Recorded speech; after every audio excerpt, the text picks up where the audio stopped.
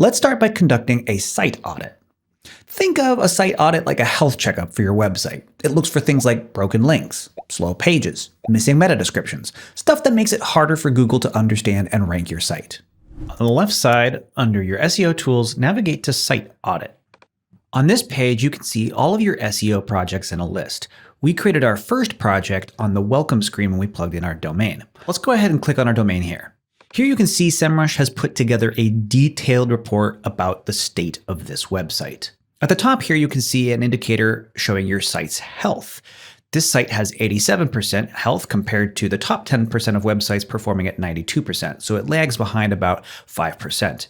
On the right side, we can see the AI search health. It's performing at about 75%, and there's room to improve it to about 80% to better compete with other websites in AI search.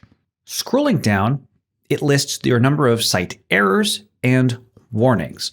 The errors are the more severe ones that you should probably address first. Once you've taken care of those, you can slowly work your way through the warnings. Now, don't panic if you see a lot of issues with your site. Most websites have issues. So focus on the critical and high priority ones first. Let's click on the number under errors to see what the errors are and how to fix them. On this Issues tab, we can see the different issue types grouped by the number of pages that have these issues. So let's go ahead and click on this first one here, 2 pages returned 4xx status code. And on this page, you can see that there are 2 different links that are broken. You can tell it's broken because it's returning a 404 error code. If you click this little square with the arrow icon, you can go to the page itself, and we can confirm that this page doesn't go anywhere real. We get a 404 error. So you'd want to fix this. The great thing about Semrush's site audit is that it tells you how to fix every error if you're not already sure how to do so. Here you can see under this group, 2 pages returned the 4xx status code. There's this little link here that says how to fix. If you click on that, it gives you a pop-up that explains what the error is, what caused it, and then it gives you a whole bunch of information about how to fix each specific error. If you're not the person responsible for fixing these errors, you can click the share button to share it with the person who is. Once you've identified this error and how to fix it, you can click back to all issues and then work your way down this list. Fix the red critical issues first and then work through the orange warnings. For now, you can ignore the blue notices, but once you've addressed all your errors and your warnings, you can start to work through the notices too. Again, there's no need to aim for perfection here, just try to reduce as many issues as possible.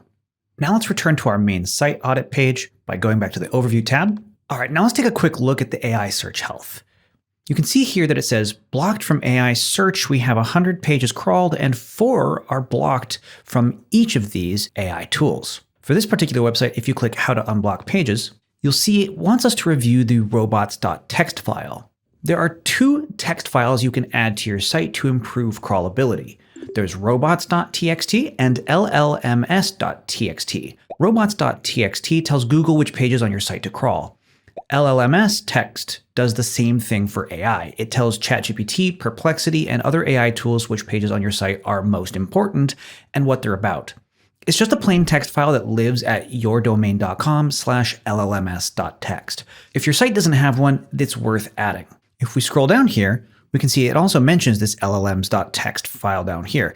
If your site has this issue, click on the How to Fix link, and it'll give you all the information about the issue as well as resources for how to fix it. You'll need to create this file and add it to your site.